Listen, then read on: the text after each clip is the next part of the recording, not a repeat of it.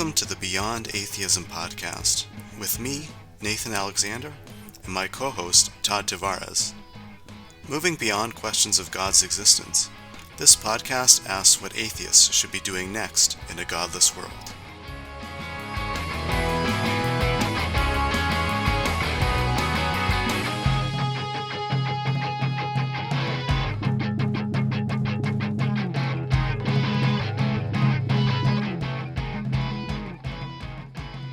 Hello everyone, this is Nathan here with my co-host Todd Tavares. Hey, that's me.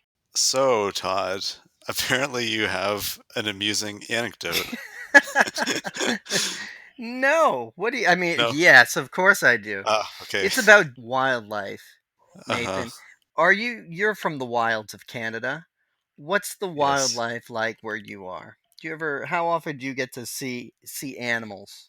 Now and then, I saw some deer recently in someone's front yard, and that was pretty cool. Yeah, like the place I live, there's some forested areas around, so I guess deer kind of occasionally come into people's yards, See, and I look forward to seeing more of them, I hope. that totally changes my perception of Canada. I imagine you all have moose, Mm, treading the river in your front yard or fording the river in yeah, the valley stream near where you live. I guess Canada's a hmm little different than I expected. yeah, yeah. Unfortunately, there's not many moose where I am anyway. Yeah. Yeah. Yep. Yeah. We don't actually. We do get a lot of deer. They're Oh, kind of okay. treated like a nuisance. Yeah.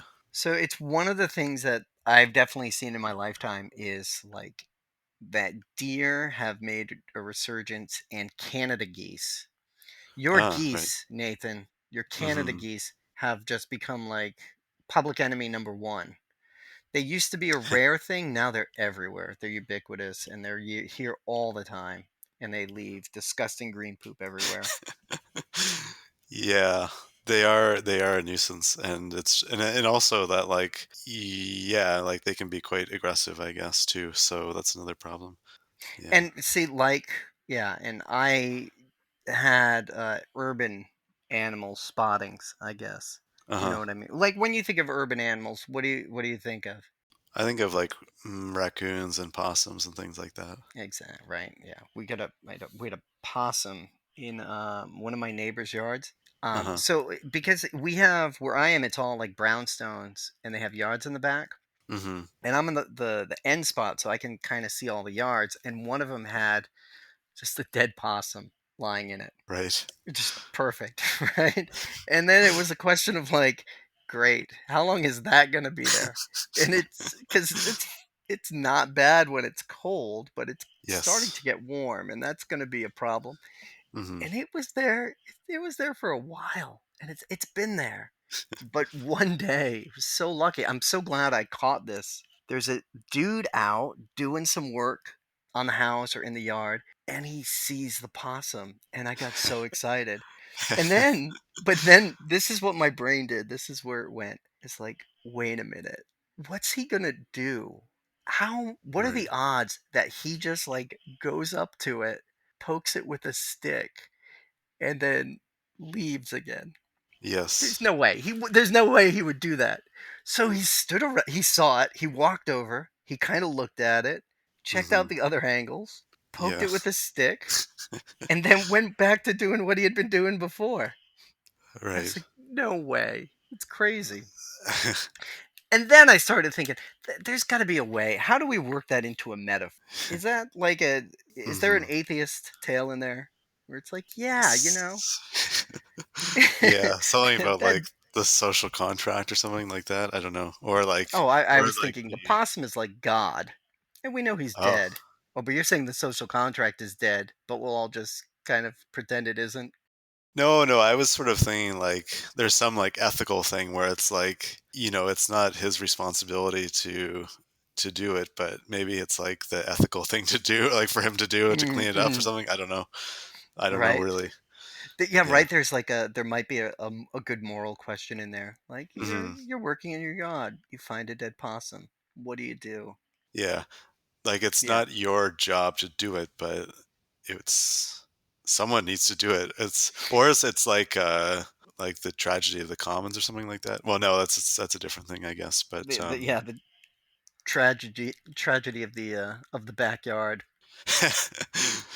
but But it's sort of like it's not clear whose problem such and such a thing is, and then it just gets worse and worse, and then someone needs to do it, but no one really wants to actually be the one to do it because then oh, I don't know, then maybe it sets a precedent, then they need to do this again every time or whatever. I don't know. yeah, that's what all the other neighbors were thinking. Like, I hope he doesn't touch it because then I have to clear up all the dead possums in my yard. That's the big How problem. many how many dead fossils are appearing in these No, yards? it's just the one. It's just the one. Yeah.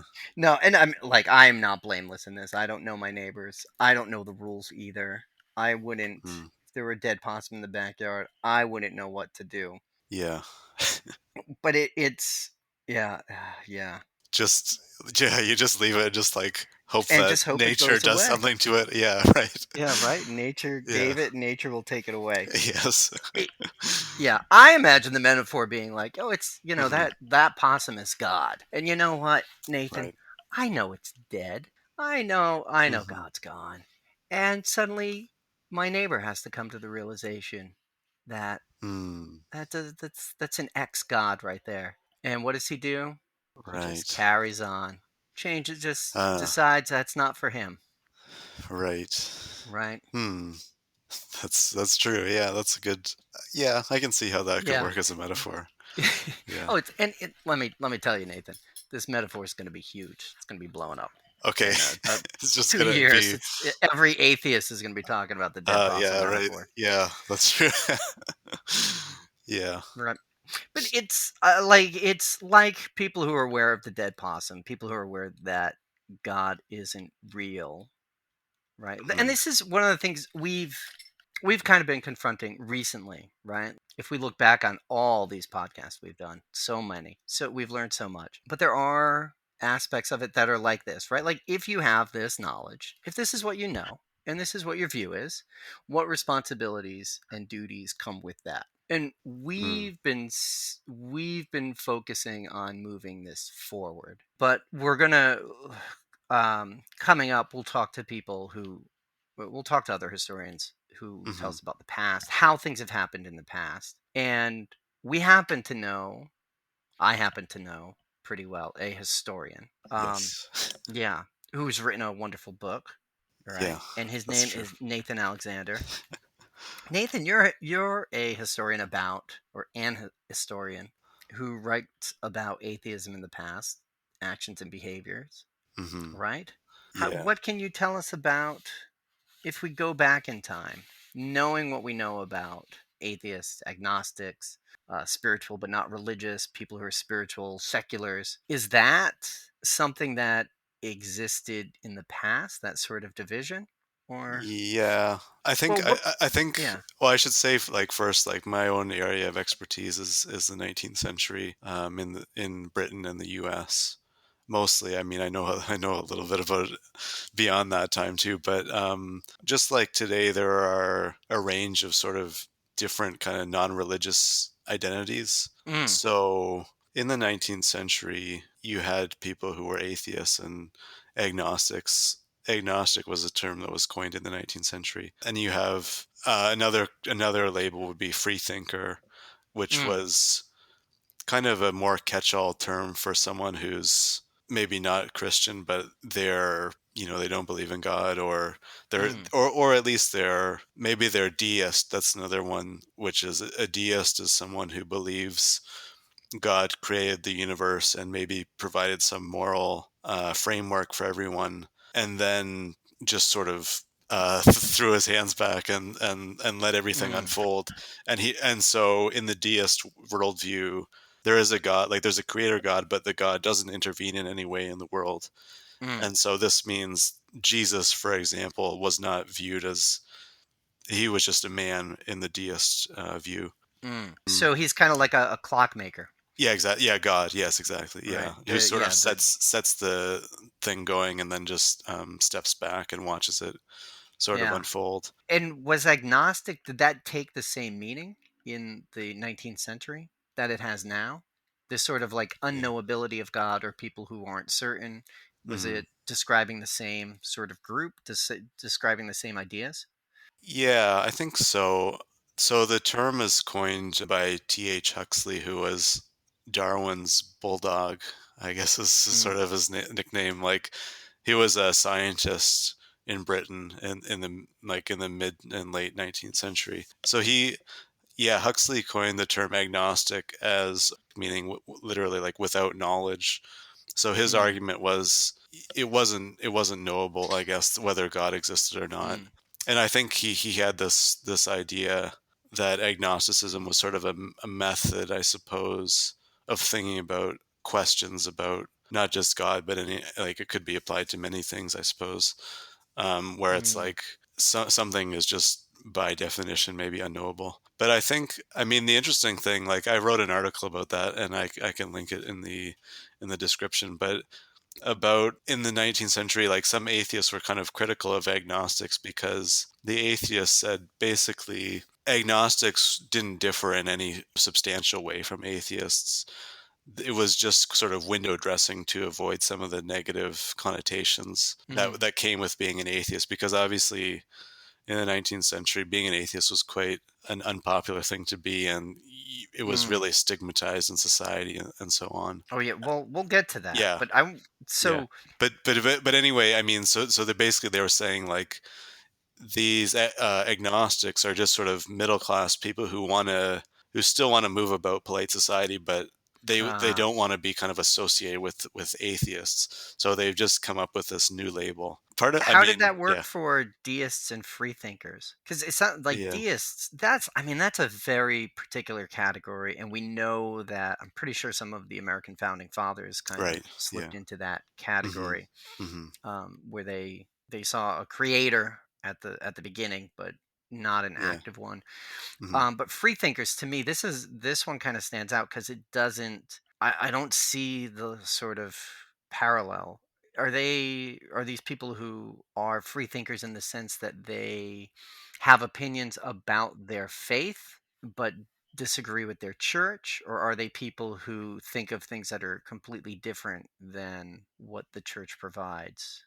I think it's the latter. Like I think freethinker was sort of a general kind of label for anyone sort of not within the framework, I suppose, of like Christianity or like Mm. another religion, I guess. Although really there weren't like Judaism or something like that. But then I guess Judaism, although that's a complicated thing because obviously there are many secular Jews as well, and then even in the 19th century too. So Well, yeah, it's and those were in I mean much different societies, right? They didn't I mean they would not have been as diverse as they are now. And certainly yeah, not hmm, for atheists too. I mean the thing we've been talking about is we're now secular people are 20 to 24% of the population. Very different society at the time. What was the sort of social context that free yeah. thinkers, agnostics, deists, and atheists are dealing with in the 19th century U.S. and Yeah. Britain?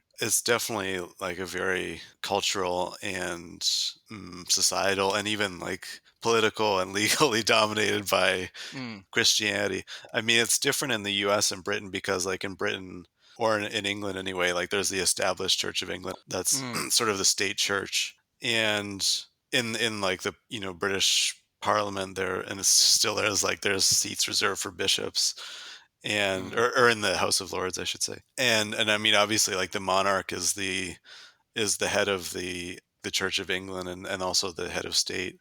And then like and also things like getting into Oxford or Cambridge, one needed to like profess their allegiance to I think it's 39 articles of like the Anglican Church, something like I think oh it's 39. wow, Yeah, so wow. I think it wasn't up until like the middle of the 19th century that this changes. I'm not sure exactly Mm. when. So it's like it's really there's a link between the church and the state, pretty solid Yeah, link in exactly. the Yeah. UK between church Yeah. and state and a lot of these other institutions. So Hmm. high society social institutions Hmm. demand religious adherence. Yeah, Yeah. like I think it was again like in the early to mid 19th century when even like restrictions on Catholics and Jews were lifted. Last week we were talking to Andrew Grosson of the Hmm. Secular Coalition, and he was in Ireland when they removed the blasphemy law in 2018. And one of the points he made is that, they had never even, no one had ever been prosecuted under it. I think one person had Yeah. been investigated Yeah. under it. Hmm. And I looked into it a little bit, and there hadn't been a blasphemy case in Ireland back to 1855. Mm. But I mean, that also means in the 19th century there were blasphemy cases. Were there Yeah. blasphemy laws? Or were there persecution for being an atheist, being an open and avowed atheist in the UK in the Yeah. 19th century?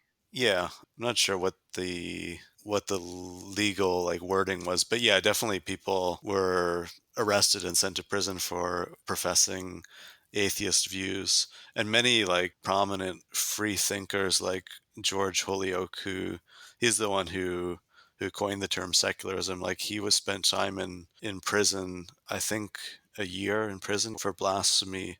Yeah, and like until the end of the 19th century, like another one who's named G.W. Foote, who published the magazine called or the newspaper called the Freethinker in the late 19th century. He was also in prison, I think, for blasphemy or for publishing like his free thought newspaper, which had kind of like controversial cartoons. I'm not sure if that's exactly why he was in prison, but I mean, not for the cartoons. I'm not sure, but yeah. So definitely, in so many ways, like legal and institutional and sort of political and then just generally like social and cultural reasons why atheists and other non-religious people suffered in Britain. Mm, And in the US it's different because obviously there's the separation of church and state formally, I suppose, in the Constitution. yes. Yeah.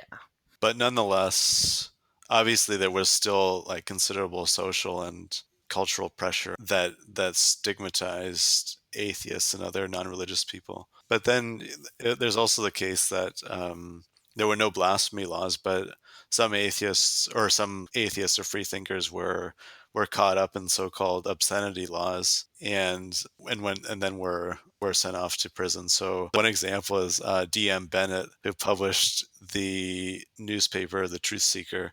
He was targeted like in the late 19th century for there were these laws called the Comstock laws put forward by this sort of puritanical guy called Anthony Okay. Comstock.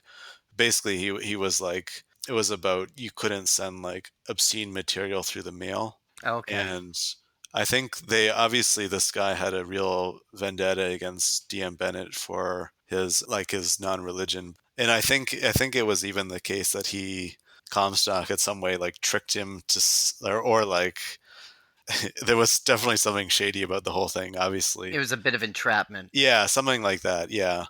to Um, get that evil free yeah. thinker. Just the point in general is that even though there was no specific blasphemy law as in Britain, nonetheless, like Mm. you could still face legal punishment for your non-belief, even if it was sort of in a more roundabout way. Right. So it sounds like the UK and the US, they didn't have formal laws that said you had to belong in this religion, you have to Mm, perform these particular duties, but there's a lot of the cultural, societal, institutional pressure to do that, and even some formal restrictions on openly espousing or proclaiming atheist ideas.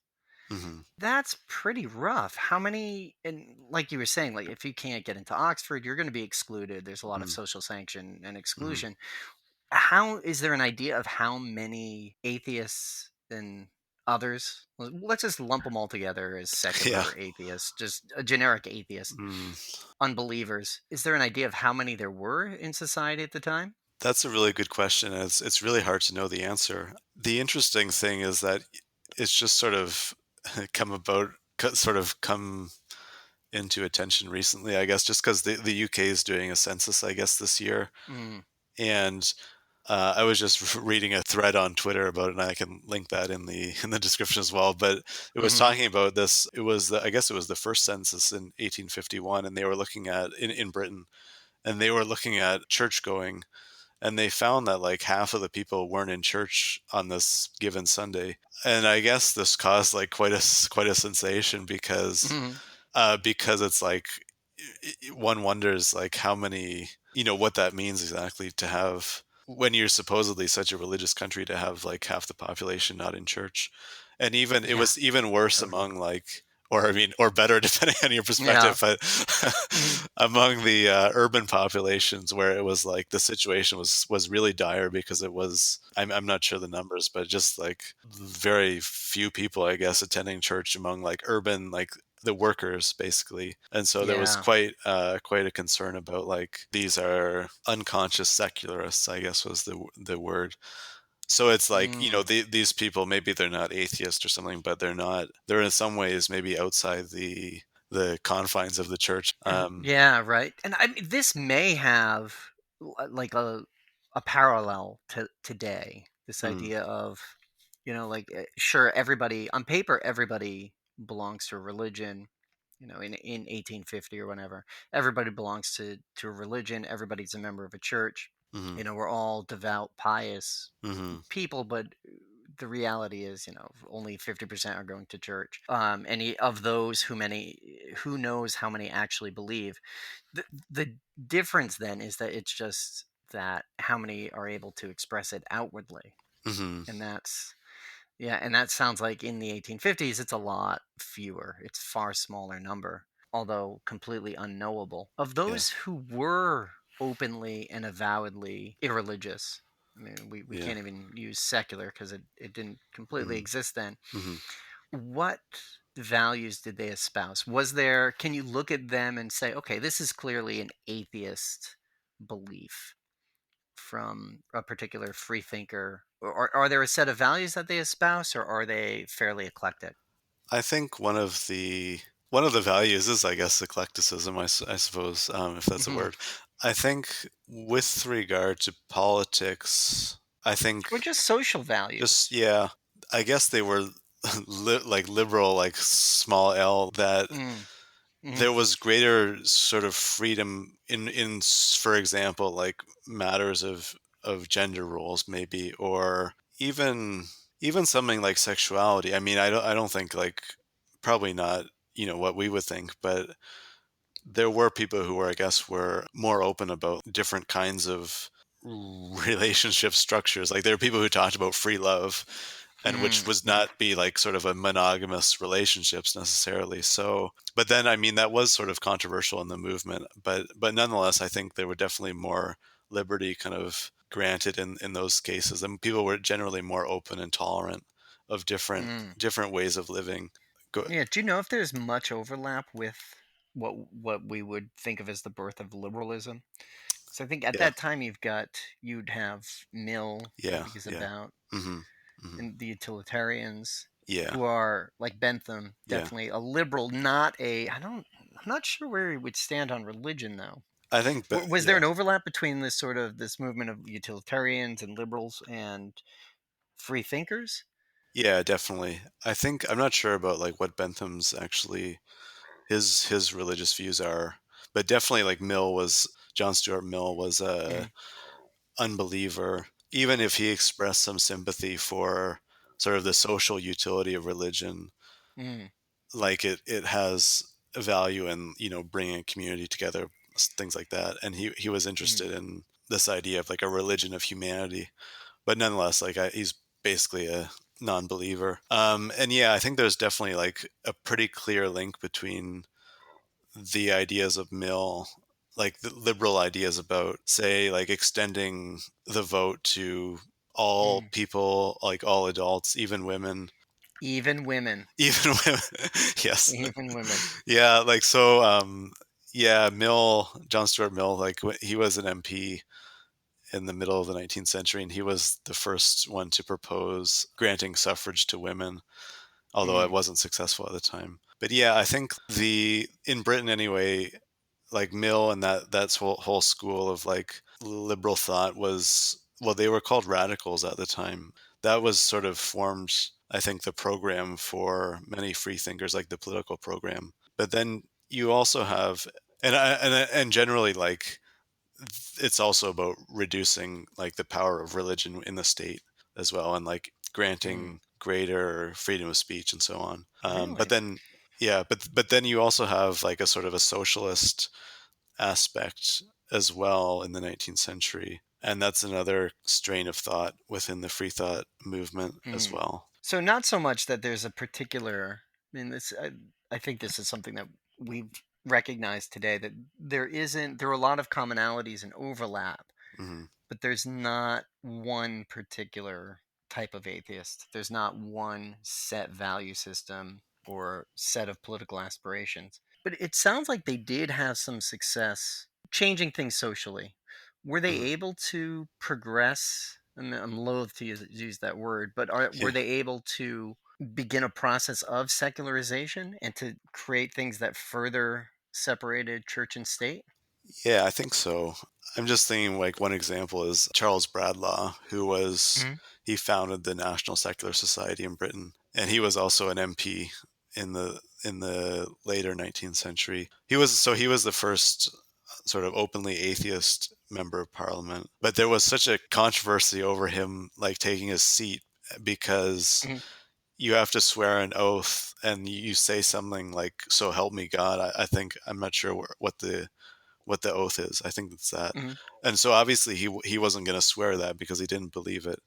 And so then like there was a big controversy. Like he was not able to take his seat. And so like he was kicked out of the parliament, and then like he had to be elected again, and this and then Really? he Because refused to take the oath, and then like again he was rejected from the parliament and so on.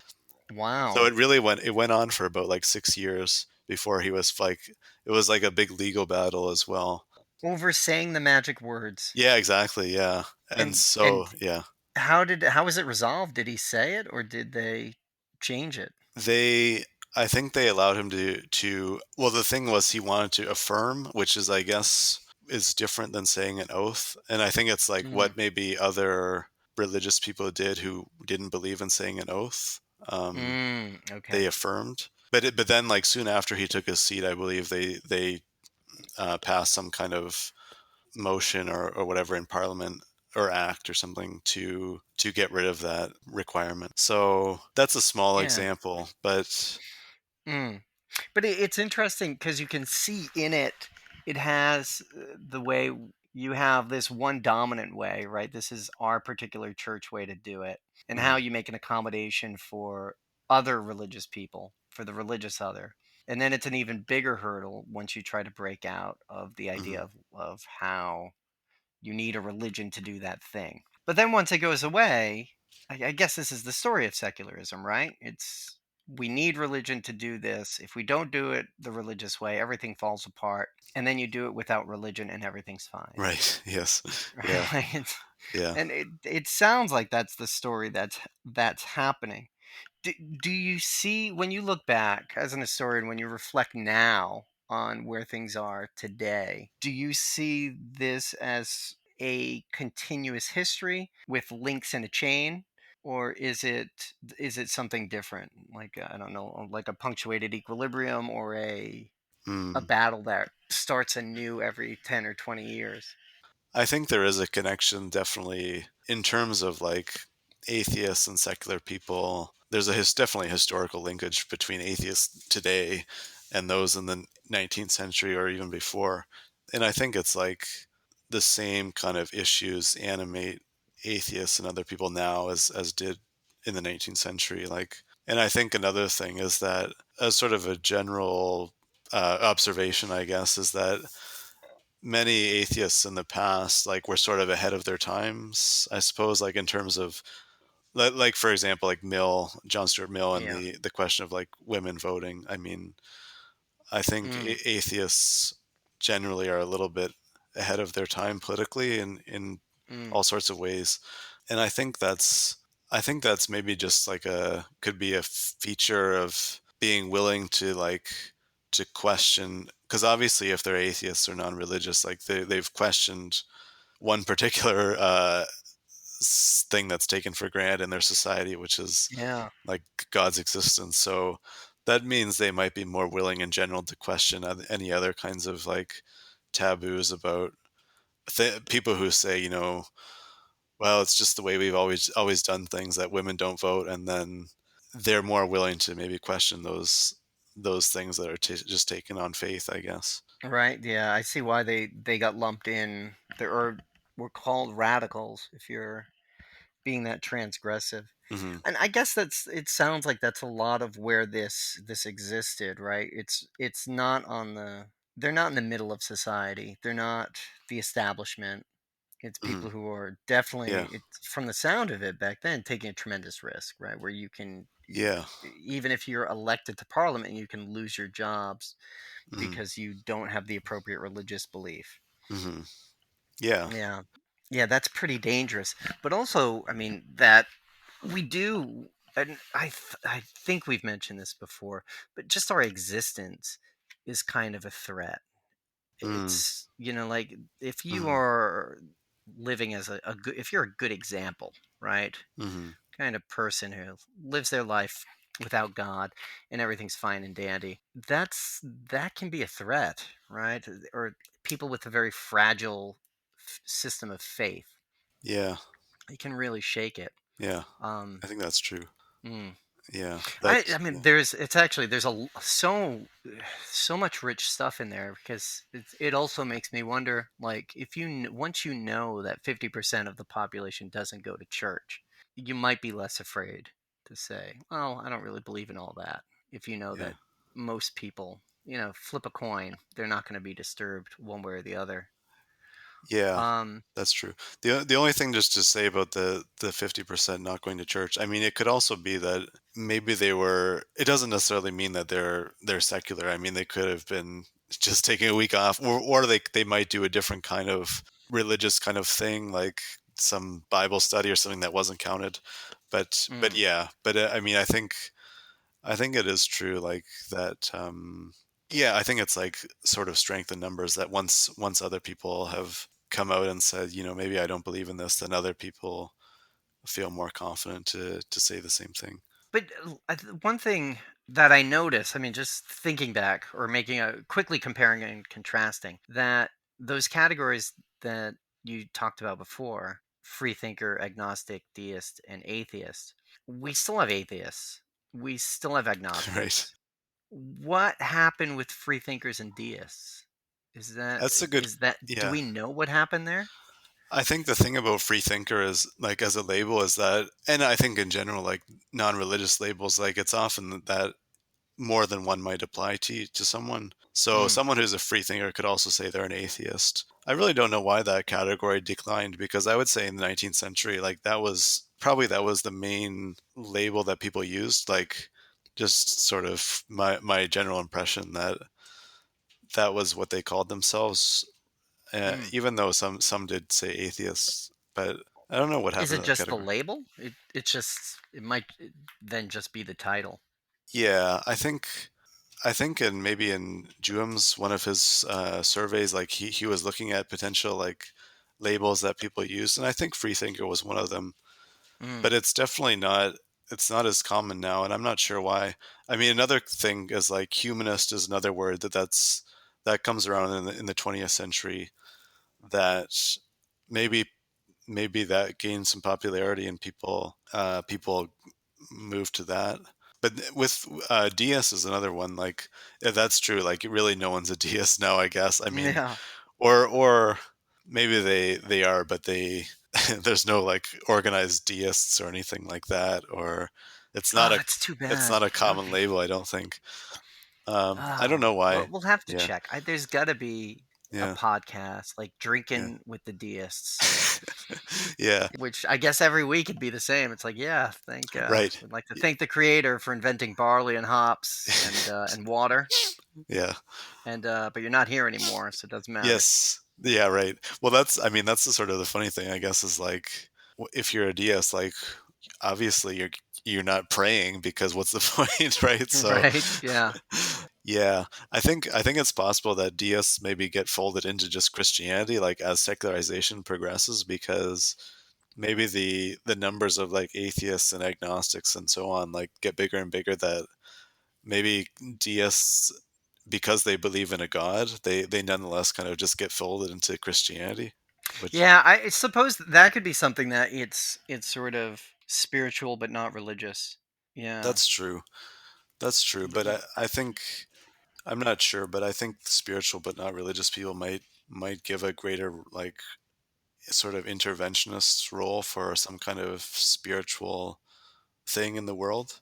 Although I mean there are people who talk about, they don't believe in Christianity, but they think there's a higher power or something like that. And I think that's probably Right. fairly close to deism. Like there's just something that explains why there's a universe and so on. But that I mean this is a great one for the secular community survey. Mm, That hopefully that'll be able to answer it. So maybe if there are deists out there, they can take that and do that, yeah, which is still I think the secular communities survey yeah. is ongoing. I think So it's we it's will until link to that. yeah, middle of April, I think. Yeah. But Oh it yeah, that's yeah, so that it'll be up for a while. yeah, And when that's done, we that's definitely something we have to ask about. yeah, yeah. That would be wild. Um, Yeah, how but many just go deists there yeah, are. just going back to the DS point. It is true, like you mentioned, like I think many founding fathers in the US were deists. And like Thomas Paine is a famous Mm, famous one. So I mean it's quite a noble tradition, I suppose, like deism. And I think it's like many deist arguments from the 17th and 18th century. I guess they were arguments against the Bible and saying that, it's just another book, and it's because yeah. obviously it's not divinely inspired if God isn't intervening in the world. So many of these like arguments against the Bible were then kind of taken up later on by atheists. So there's sort of a pretty direct link between the deism of earlier centuries and then sort of full blown atheism in the 19th century. Yeah, yeah. There is so one of the deists that's pretty famous is Thomas Jefferson. And he took it so far as to edit his own Bible Yes, right.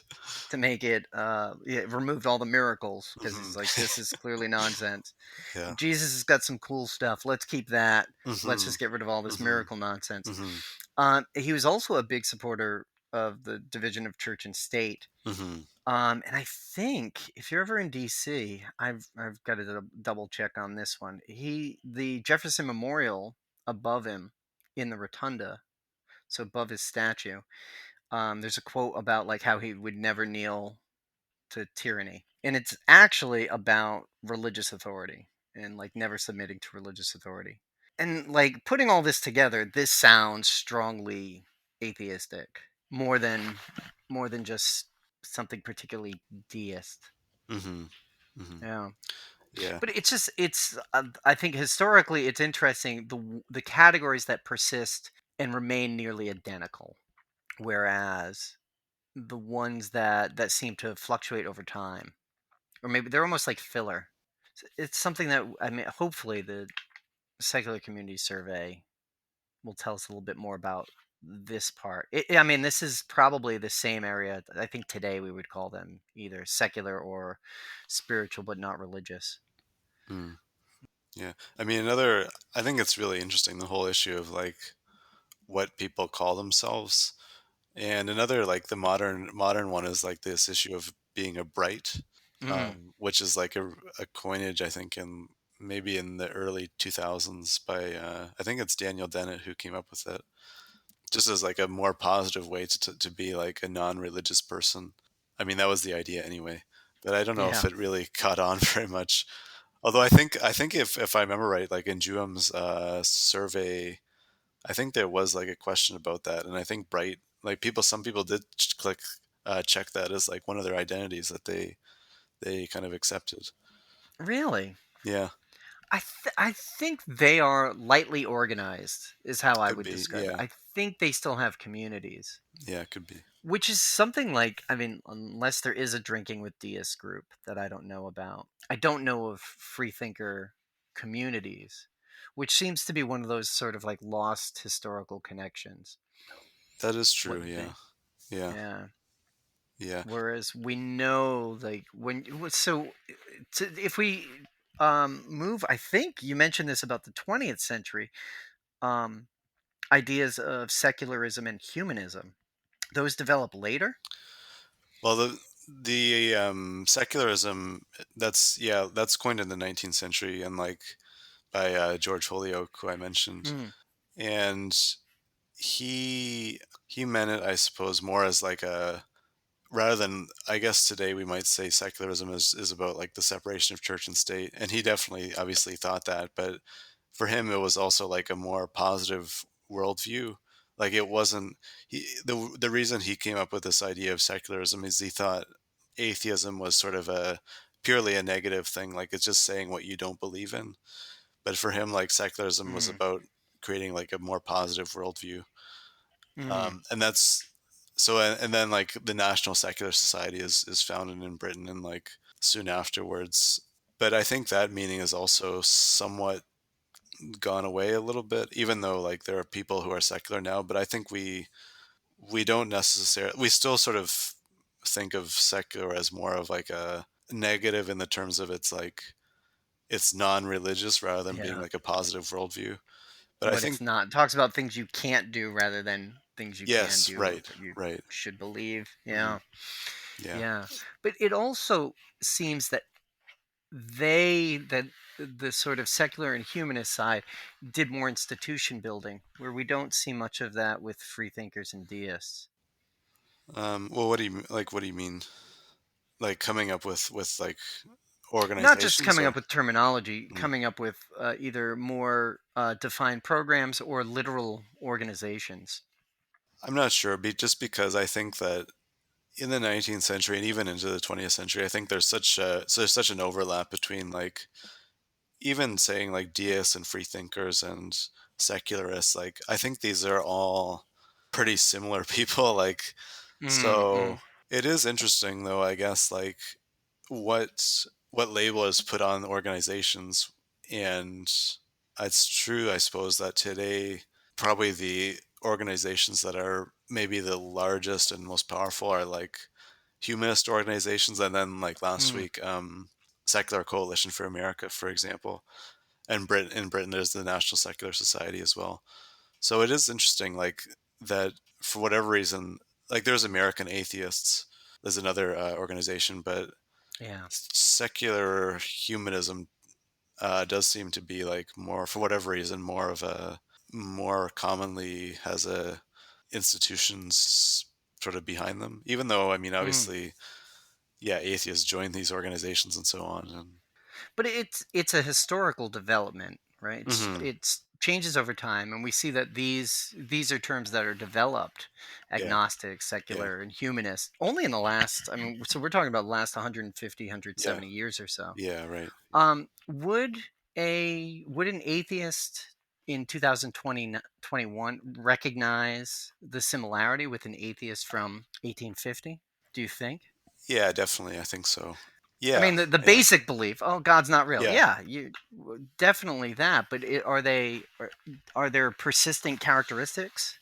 I think so. I mean, I feel like atheists in the 19th century and like free thinkers in general, like are, and also I think like, yeah, these people in the 19th century would recognize people in the 21st century as like, Hmm. as fellow atheists as well. And they might, maybe they would say, our, maybe our political views are a bit more radical than they would like, maybe, but nonetheless they would definitely recognize like that there is a common spirit, I suppose. Um, Right. and one, just just to go a little bit more, like I've looked at some of the ways that atheists in the 19th century like have told their own history. Like in the 19th century, there were many people writing books about like the history of free thought, and they were also kind of constructing an intellectual lineage for themselves that went back, say, to the Renaissance, or maybe to ancient Greece or and ancient Of Rome. course. But Yeah. I don't think it's like illegitimate. I mean, I think it's true that like there's definitely some kind of linkage there, like a historical linkage. So I Yeah. think So they would see it's like a continuation of the same story. Like there was no kind of break between then and the present. So yeah, we're not completely different animals. The way no, if you look at party history. Yeah, I right. mean, like the way the Labor Party of 2020 doesn't look anything like the Labor Party of Right. the 1970s, right? The Democrats of the 1880s would be aghast. Yeah. Actually, right, of the by the Yes, and Democrats of 2020s, yeah, that's right. right? Yes. Yeah. So were they like they very have a very fluid belief system? Atheism seems pretty straightforward, and of course, I mean, it is a pretty straightforward belief system. There's really, in the name, there's just one thing that's got to go. Yeah. That's It's all that we're yeah. focused on. It is interesting though because like from that sort of narrow question about whether God exists, then all sorts of things flow from that, and I think there are commonalities again, like just on the question, for example, of like slavery. I think it seemed like in the 19th century, atheists were more active. I suppose like it's hard to say, obviously, but like sort of disproportionately Yeah, active in abolition movements. So I think there's like, even though it's a narrow question that they are basing their particular worldview on, nonetheless, there are all sorts of consequences from that. yeah. Which is that slavery. I mean, that leads to an entirely different discussion, which is something I think you and I would have to come back to, because I think there's a book about this. Not sure if I could find it. I think the author's Nathan G. Yeah, Alexander, yeah, but like this idea of like anti-slavery, racial equality, gender equality, hmm, that are it's we don't know which way the causation goes, but they're tightly yeah, linked, yeah, right, yeah, between atheism and these equality movements. hmm, And that's something that I think I expect we would find in our community, yeah, and would definitely, make up our yeah, community, yeah, certainly. hmm, yeah, Which is great, and it's not something we haven't reflected on this, but I know that some of the people that we hope to speak to in the future or other historians looking at other social changes, looking at freethinkers, atheists, and agnostics, the secularization process, and more radical movements to abolish religion in countries. hmm, Um, that we are, it's strange to have both of these ideas in our head because I mean, personally, I come from a religious background. I come from a religious family.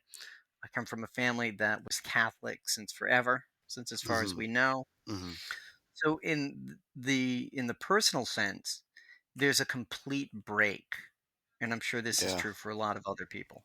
mm, hmm, But on the other hand, we're also part of an intellectual tradition that has a history, hmm, that has a pretty rich history, that has one that we actually fit into pretty well. hmm. And that's something I don't think we've considered That's true. heretofore. Yeah, that's Yeah. true. All That right.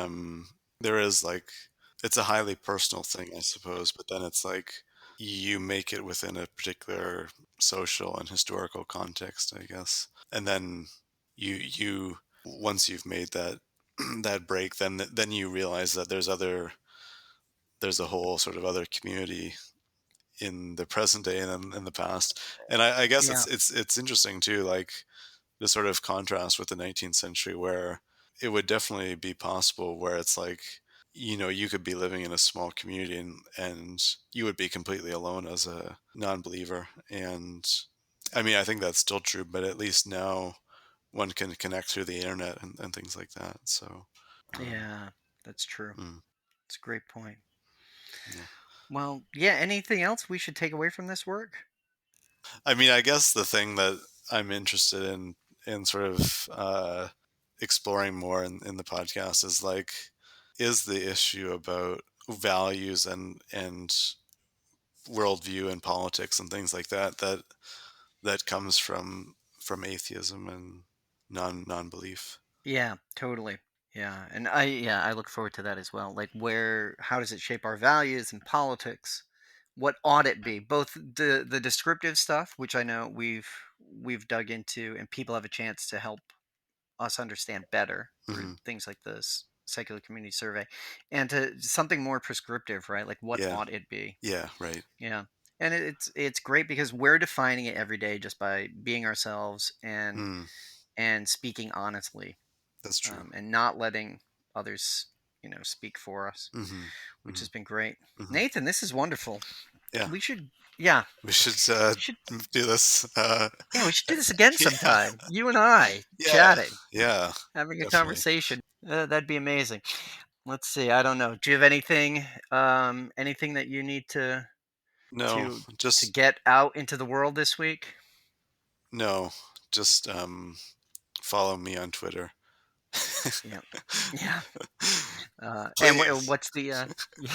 And what's the Yeah, I it's can't even think of it. at I don't even know it's what a they're Twitter called, Nathan. Twitter handle, I believe. What's your At at what's your code name, yeah, Nathan? What's your Twitter code name? at Nathan G Alexander. All right, And fantastic. you want to And I'm not on Twitter. no. I'm on Facebook. I exist there as a photo. It's mostly a ghost Yeah. at this point. But yeah, I'm there. Check that out. There'll be other stuff in the links below. Um, Big thanks to Red Japan for the music. Amazing as Yes. always. Yeah. No, it's yeah, like literally they play the same song every Every week. yeah, it Eh, seems like we should just get them to record it, but no, Perfectly every week, note for yeah. note. Yeah. Yeah. Awesome. Yeah. Love it. It's And really the fade in and out. really inefficient way How to you do it, do it. but yeah. But yeah, well, you got to do it. I don't know any other alternative, but yeah. No, I mean, you're not going to pay royalties. Come on. No, Yeah. no, no. Um, But we should encourage people to like and subscribe and follow the yes. podcast. If Like, subscribe, ring the bell, pull the yes, string, do whatever you got to do. yeah, Um, yeah, that's it for yeah. now. All right. So I Yeah, and guess come back next week. That's the other yes, thing. Yeah, yes. keep listening.